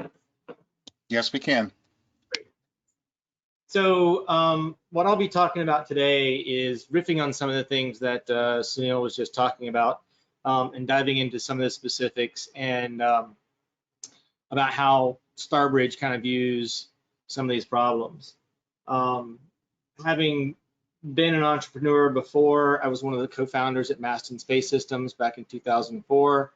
Was the primary person out trying to raise money for a rocket company before most rocket companies in the new space industry existed back then. So I am very well aware of how many times you have heard no. One of the things that you should understand about venture capital funds is the money that we invest comes from investors who give it to us. So we are out raising money as well. And so we are hearing no just as often as you are. And we also get ghosted just as often as you are. So I'm going to run through a little bit of our process, but first, it's really is about thinking like an investor. If you want investment money, you have to put yourself in their headspace. Who are they? Why are they investing? And whose money are they investing? I think as we've heard from the previous two presentations, angels are a unique invaluable resource, especially for very early stage companies. One of the things that people look for, what we call super angels, ultra high net worth people that can come in and basically handle all your capital needs. There's the mythical, I just need to get Jeff Bezos to give me a couple $1 million and I'm made. Ultra high net worth super angels are rare, and they will want to become a member of your team. They're not just going to give you $10 million and then disappear and leave you alone. They will watch everything you are doing. So as with all things with raising money, be aware of who you're letting into your team.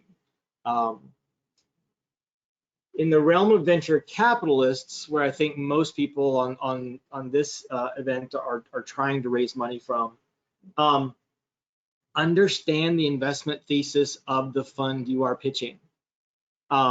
They will usually tell you that very explicitly on their website, and if it's not, ask. They can participate, depending on their thesis, on multiple rounds, which is what you want, because they're the ones that are going to help you sell your next round to other investors, depending on the round size. Most VCs will also be able to bring other resources beyond just money. Within our portfolio, we have connected up customers to each other. We find employees, we help with crises within the company, and while money is valuable, if you can have a VC that actually understands your industry and understands the industries of your customers, they can also often bring resources that significantly outweigh the amount of money they may have invested. After that, we get into the realm of institutions, and these are where large checks are done. They will rarely ever do a seed round. They will generally outsource all of the deal due diligence and everything else to whoever's leading the round. They have significant legal requirements, but they can write incredibly large checks, and they are literally the people that are managing your mother's 401k.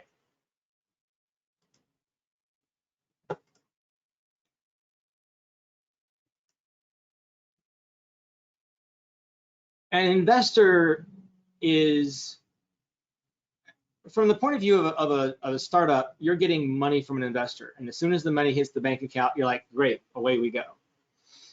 The investor is saying, I just put money into this company. When am I going to get it out, and how far into the future is that? So investors are actually concerned not just with the amount they wrote, but the time it takes to get things back. So whenever you're talking about an investor, what they're thinking in the back of their mind is, how fast is this company going? Is my money going to help them go faster? And what can we all do to make it go even faster than that? And when I say faster, to get you to the next milestone where you have a significant enough valuation increase that it increases the value of all the previous investments and doesn't dilute them. One of the #1 metrics that they will measure you on when they're evaluating an investment in your company is what we call your internal rate of return. Unlike your general rate of return or your CAGR or any of those other metrics, IRR takes into account when the cash flows happen. So this is also a metric by which we are measured as venture funds. So if I can make a 5x exit 2 years after I make the initial investment versus a 10x exit 7 years after my initial investment, the 5x makes my IRR look better, and that's how we're measured. So the company that's sitting in your 10-year portfolio in year 14, they make your IRR look incredibly bad. So please don't be the company that's hanging around being a zombie company for 15 years. So one of the things about an IRR is an investor is going to want to know, what do your cash flows look like? When do they occur? And what can you do to accelerate those to get the IRR to look better?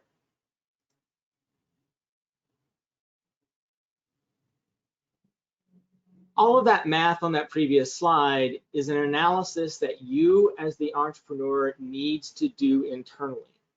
And you need to do it with eyes wide open.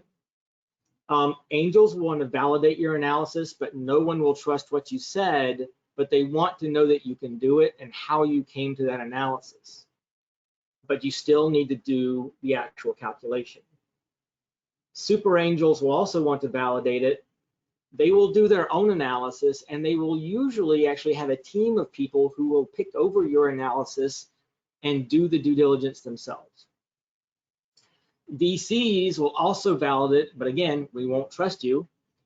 But again, it's your ability to explain your analysis, and institutions won't bother even to read it.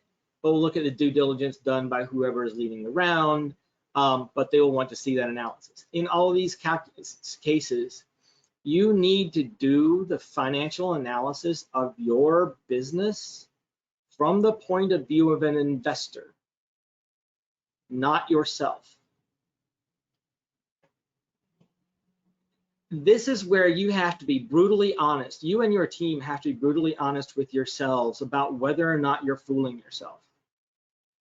One of the things that I've seen young companies do, and I'm fairly sure I even did this myself on my first startup prior to joining Maston.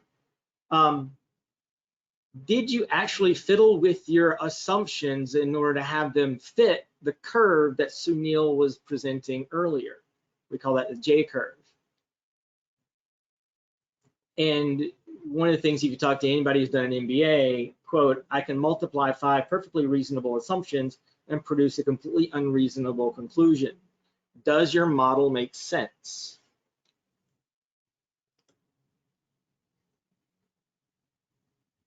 So those are some of the thought processes that an investor is going to go through. But again, the number one thing we all want to know is, especially in this sector, because in the space sector, we have a lot of companies that want to build something, and the plan for identifying the customer is build it and they will come. In Starbridge's conclusion, right now, anything beyond geo, the market does not exist. It simply does not exist right now. It does not exist within a venture capital investable time frame. So if you're working on something like that, you have to go an extra mile to be able to prove to us that there is a customer, they are willing to pay, and they're willing to pay now. So when we look for a customer, you have to think about the customer from the point of view of they're trying to run their business. What you do is irrelevant to them. You are there to solve a problem. If you cannot solve that problem, they will tell you to go away. They don't care about your company. The only thing they care about is your ability to deliver on the value proposition you're providing them. When you're talking to a customer, for the love of Pete, shut up and listen to them. When you're talking to a customer, this is not, especially the first few times, this is not your opportunity to sell them on what you think they want. Your goal is to understand what they think their problem is. And then, and only then, after you have validated that with them, can you determine whether or not what you want to do matters one little whit to them.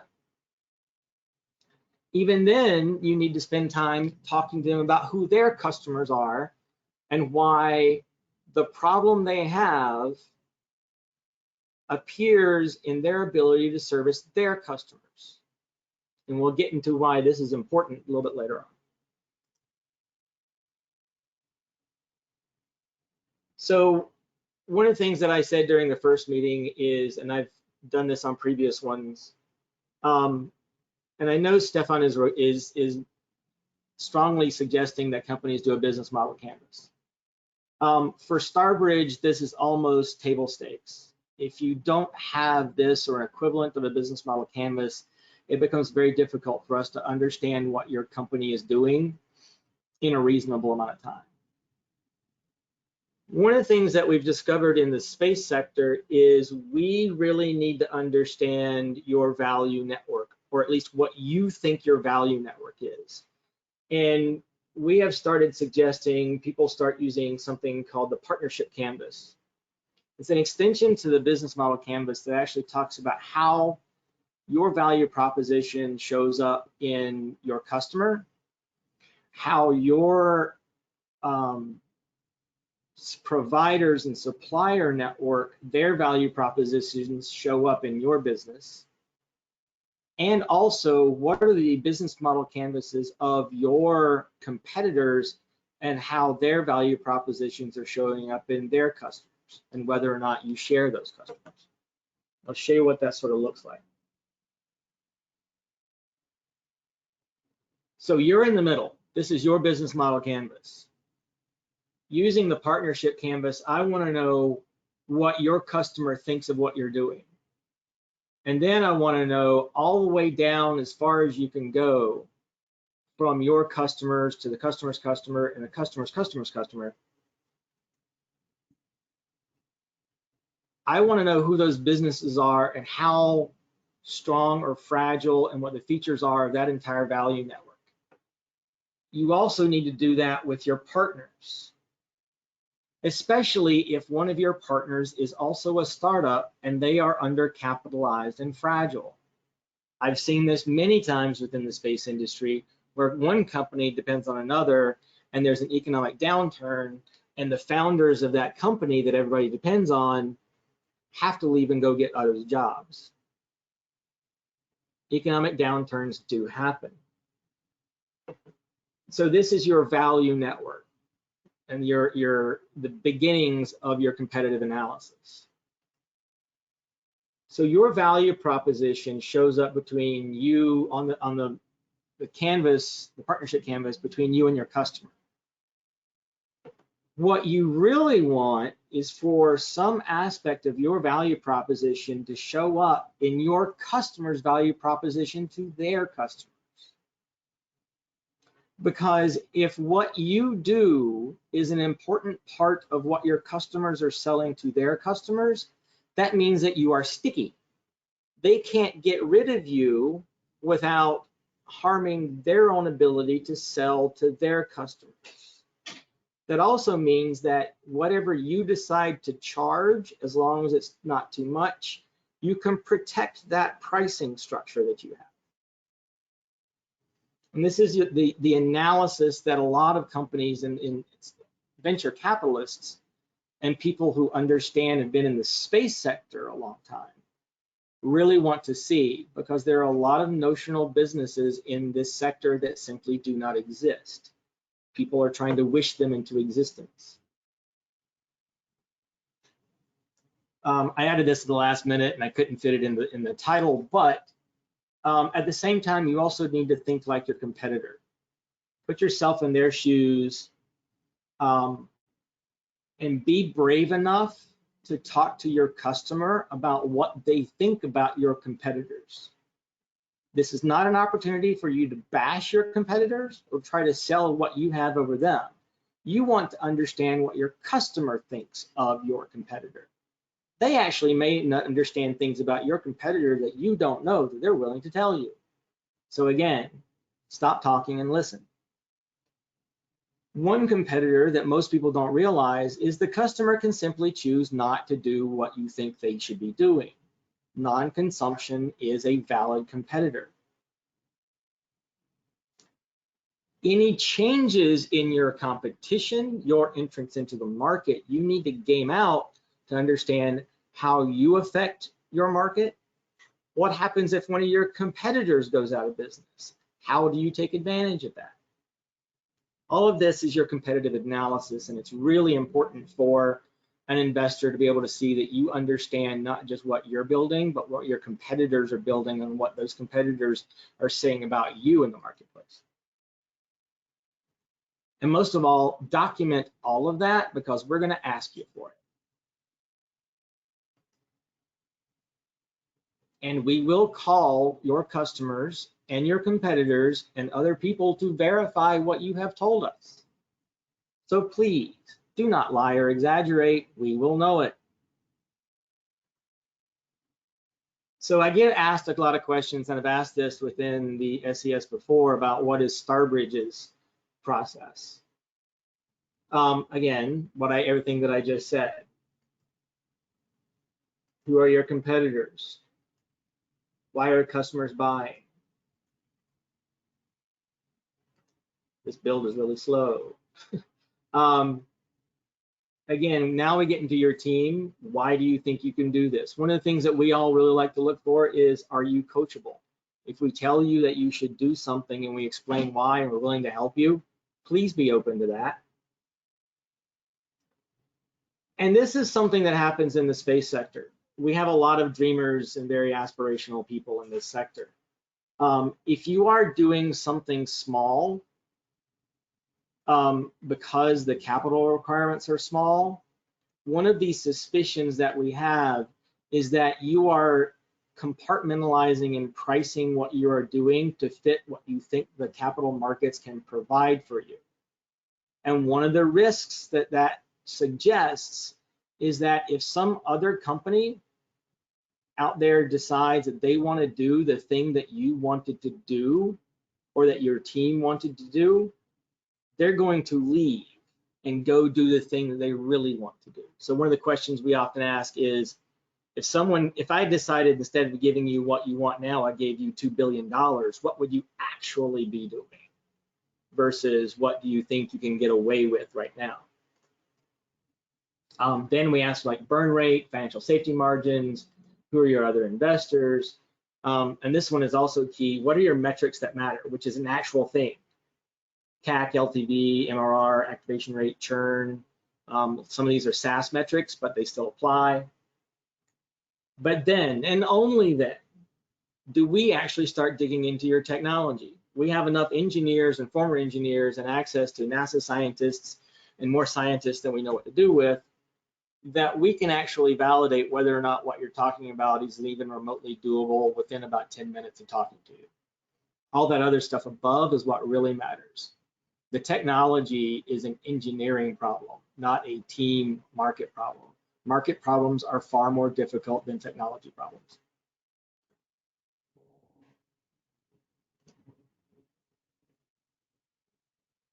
I'm going to leave with this item from Bryce. This is a glance at the revenue within the industry right now. If you look over in the left-hand quadrant, launch services is both human and satellite is almost $6 billion, but the entire rest of the entire space economy is $366 billion. Venture funds and investors are looking to make money, not fly rockets. Rockets are fun, but they don't make a lot of money. We're looking for applications that make a lot of money. So a lot of us are actually now looking over in the applications area, not in the thing that launches them. So the things that go in the rockets, not the rockets themselves. And finally, if you want to get in touch with me, this is how to find me. Michael, thanks so much. Really, again, we're giving people, hopefully the attendees and the participants, an appetizer. We have time for one question, Michael, if you're okay with it. Oh, absolutely. Okay, if anyone has a quick question under a minute, feel free to ask, unmute, jump on the video, or Michael's really good at catching questions on the chat. Does anyone have a quick question for Michael? Sure. Michael, I feel like if you find a way to, so regarding launch, I think that the general wisdom of what you say is pretty obvious given, you know, the number of launch companies that have entered the market, but I also feel like clearly launch is going to be approaching a commodity market in the future, and nobody wants to invest in that. But it also seems like if somebody finds a way to make a ton of money with an asset in space and they don't have launch capability, they're kind of asking to get eaten. by somebody who does have launch capability. And I think we're seeing a lot of vertical integration of launch companies building businesses in space nowadays. Can you speak to that? Because that seems like it still speaks to launch as sort of being a critical part. What do you think, man? So when we see rocket companies start branching out into satellites, I think like Astra actually announced yesterday with the proceeds from their SPAC is they're going to actually start building satellites. So like, yeah, it's because your core business doesn't make enough money, which suggests to us was you really wanted to be in the satellite business, but you couldn't figure out how to get somebody to give you $500 million, so you started with a rocket. And I think there is a mistake to think that while Elon has created a vertically integrated company that everyone can do that.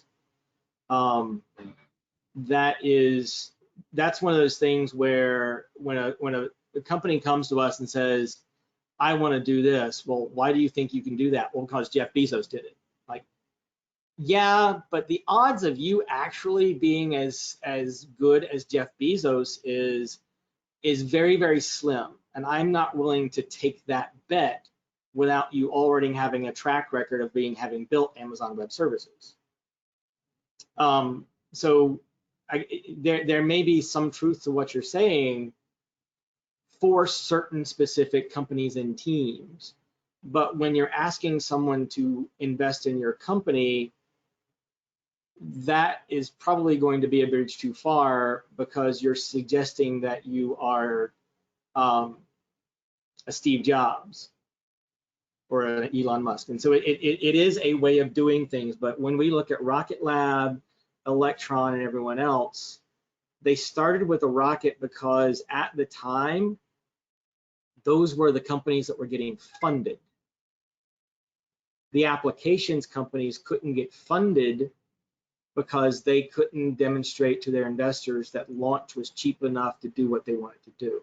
So I'm thinking that what actually is going on is a bit of a sampling problem, and who got invested in, who got the investments 5 to 6 years ago. Cool, thank you. Mm-hmm. Thanks again. Thanks, Michael. And again, if you have more questions for Michael, feel free to use the chat. We're coming down to under 15 minutes left in the workshop, and it's my pleasure to introduce Xiaoming Yin. Xiaoming is with Lockheed Martin Ventures. She's an investment manager. Xiaoming, please join the video screen if you can. Great to see you, Xiaoming. If we could. Can you see me? Yes, we can. We can. Okay, Perfect. perfect. Great. Please just quickly tell us about yourself, and I have a couple of questions to inspire the audience with. Definitely. Well, thank you so much for inviting me to this forum. Really excited to be here and hopefully meeting some of the entrepreneurs here who are building really the future of our nation.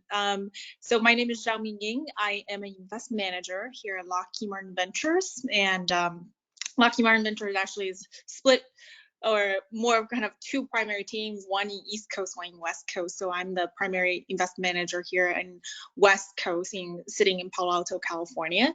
Lockheed Martin Ventures is a fund of $200 million corporate fund from serving Lockheed Martin. And we typically look for startups that has high commercialization potential, but also tie back into the technology that really serve our main business here in Lockheed.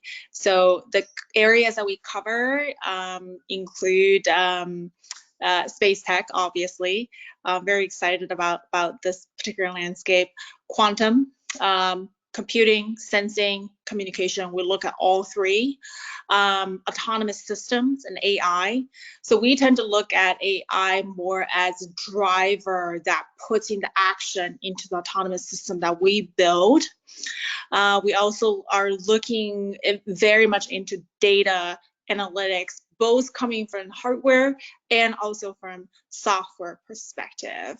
Cybersecurity is another portfolio that we look into, and I'm trying to see another one. Next generation electronics. We are highly tied into the effort that DARPA is putting with their next generation of electronics, and we correlate our efforts internally with our customers and also with the guidance of DARPA. That's great. That's a lot. So do you focus yourself particularly on any one of those? Or yeah, certainly. That's a good question. So I focus on space tech, on computing, any sort of computing technology. So that covers AI, quantum, and next generation computing, next generation electronics that serve into the kind of the computing infrastructure. Also look into blanking out names. Energy storage actually is an area I also cover for Lockheed. Okay, great. Again, I'm sure it keeps you really busy. Do you have a particular set of investment criteria that you look for, or is there like a return potential? I mean, how do you gauge what should be interesting for you to pursue? Yeah, that's a great question. So I think listening to what Sunil said, listening to what Michael said, a lot of those, what they discuss, correlate with the criteria that we look for. But on top of what they say, probably the most important thing to me and to this team is the strategic value that Lockheed can come in to provide in working with the company. So I'll give you a couple examples. We invested in Terran Orbital, which is a satellite company. And Terran is now a major provider for us, extending our product from Lockheed Martin. You know, we have Lockheed Martin 2100, we have Lockheed Martin more kind of in the mid-size range, you know, around 400 kilograms. But we also extended into the small sat. And that partnership and the investment of Terran Orbital is just crucial for us. So it's examples like that we look up to in making investments. Another example will be this company called Darwin AI, which works on explainable AI. Darwin AI not only goes into the AI infrastructure software that we have, but also this last year we were able to also tie them into something I call offset. We were able to also make investment in addition to the equity investment that we make on non-dilutive equity investments. It ties into our international effort as well. That's great. So maybe a general question. Why would a company like Lockheed want to invest in other companies? You can just do it yourself, can't you? We can, that's true, but the way that I like to say and I get questions asked a lot internally. Sometimes I'll get, pushbacks and say, I can build this. Well, my argument is, well, if you haven't built it, that means something is missing, right? You haven't gone to it. But I think working with startup is something really exciting, and in the sense that, and many technologists in Lockheed, after 3 years, are beginning to capture the fruition of that. And here are the pieces that are exciting for Lockheed in terms of working with startup. Talent. You're working with some of the most creative, entrepreneurial, and fast-paced group of people. They don't really need to be limited by the internal procedures, not necessarily. They build fast. They cannot fail fast, but they learn very fast. So those lessons are just incredibly valuable for us to learn, and also to work with them, being able to see that sort of speed. So access to talent is probably something that we feel is very exciting. They're very creative in terms of their solutions, and because of that, a lot of times startups have solutions that are lower cost. They built in low cost, high volume mindset, which a defense contractor like Lockheed doesn't necessarily have that mindset. So being able to access that sort of mindset is just mind blowing to us. So 30 companies, more than 30 companies within Lockheed Martin Ventures portfolio, I would say that we have learned a lot from these startups. That's great. And I'm sure the same applies to large corporations for their strategic investments. So what's the best way, or how do you actually engage with entrepreneurs? Do you guys have reverse pitching opportunities, or what kind of forum is the best? Yeah, so the accessing to, or I think you're getting to the sourcing. How do we actually get to engage with entrepreneurs? Yeah, how do you even find out about them, right? How do you even? I largely categorize into 3 different categories. One is speaking at awesome forums like this, being able to meet some of the entrepreneurs that are here, get the words out there that we're around, and we're really happy to be here to learn from you and also invest and also come in, collaborate, and hopefully becoming your customer. So that's one channel. So I participate quite a bit in different events, speaking at different conferences. 2, we also get a lot of inbound introductions coming from actually employees working with startups. They need a solution. They search on internet. They somehow get in contact with the startups. They recommend them. So that's another source. And then we also collaborate quite a bit with other venture capitalists. And I know that, we actually have a very good relationship with Sunil, and he has also provided a lot of contacts and all of the introductions of entrepreneurs to us.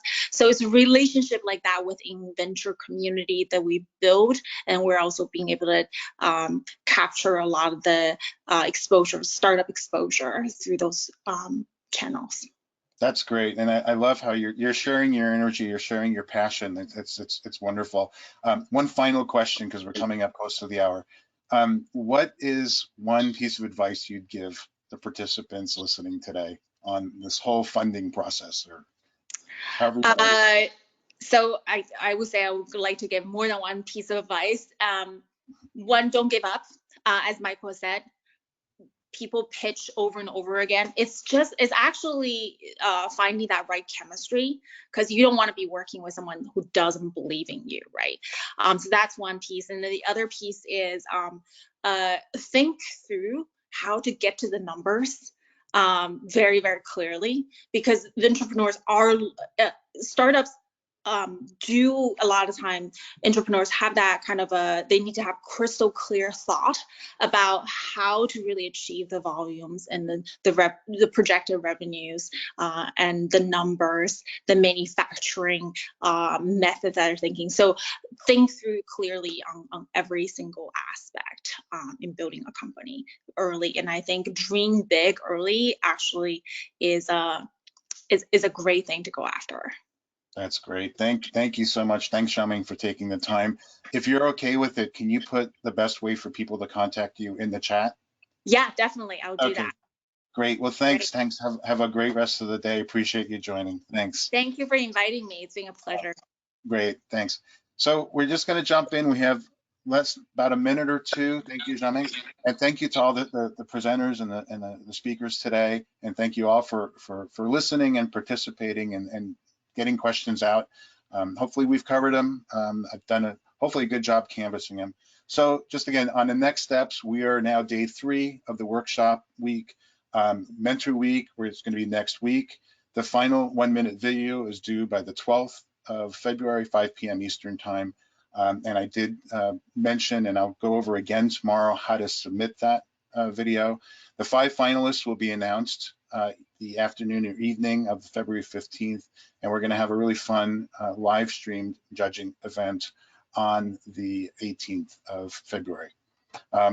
Real quick, I have a slide here that talks about, the next slide, Jackson, talks about, again, we're judging you on a lot of what was mentioned today, a lot of what was discussed, the market need, the product strategy, your execution, and your entrepreneurship and presentation skills. The 1-minute video is kind of the key cornerstone, but you can use all the other information that you have on your profile to really collaborate and demonstrate that. Next week, on the Mentor Week, we're going to give you each 15 minutes, maybe more. Again, you're guaranteed at least 15 minutes in one of the 2-hour sessions. We have 3, if not 4, expert mentors in each session. You'll be able to present your 1-minute pitch, you'll be heard, critiqued, and then you can resubmit. The next slide has, now I'm working on bigger versions of this so they're legible. You should all have received a link to the online version of this, and I'll do my best. Again, if anything updates, please let me know if you can't make your session, or I can't guarantee a lot of changes. It's been challenging, a lot of moving pieces, but I'll try to accommodate that. So the last slide here I'll leave with is the finals. The format's going to be pretty exciting. Please, as even if you're not selected to be a finalist, please attend. Please broadcast it within your network.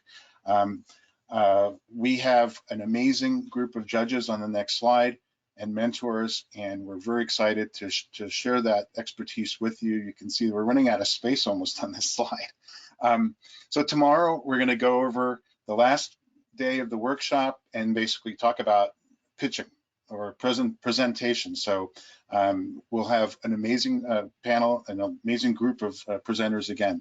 So with this said, we're at over the top of the hour. Apologize for taking more of your time, but I'll stay on, and we are going to shut off the recording now, but I'll be on for a couple of minutes if anyone has any questions. Thanks again for attending, and see you tomorrow.